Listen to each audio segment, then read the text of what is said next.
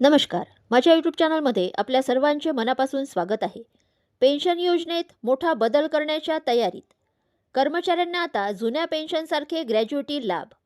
हजारो कर्मचाऱ्यांसाठी मोठा दिलासा. UPSमध्ये मोठा बदल जाहीर. केंद्रीय कर्मचाऱ्यांना आता OPS सारखी निवृत्ती आणि मृत्यू ग्रॅज्युइटी, NPS आणि UPS अंतर्गत 3 नवीन इन्व्हेस्टमेंट ऑप्शन उपलब्ध. जाणून घेऊयात सविस्तर माहिती. त्यापूर्वी चॅनलला नवीन असाल तर लाईक करायला विसरू नका, सबस्क्राईब करायला विसरू नका, नवीन अपडेट्ससाठी बेल आयकनला प्रेस करायला विसरू नका आणि माहिती आवडल्यास आपल्या सहकारी मित्रांना शेअर करायला देखील विसरू नका. कर्मचाऱ्यांसाठी 2025 हे वर्ष फार बदल घेऊन आले आहे. सर्वात मोठा बदल म्हणजे UPS संदर्भातील आहे.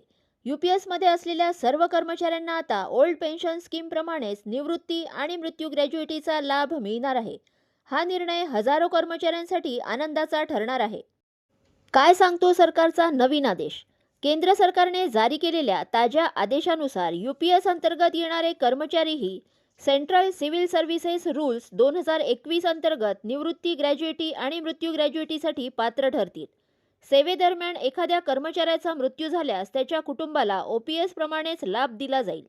तसेच कर्मचारी सेवेत असताना अपंगत्व किंवा अक्षम झाल्यास OPS सारख्या सुरक्षित लाभांची निवड करण्याचा पर्यायही उपलब्ध आहे. कर्मचाऱ्यांना आता 2 नवीन इन्व्हेस्टमेंट ऑप्शन मंजूर झाले आहेत.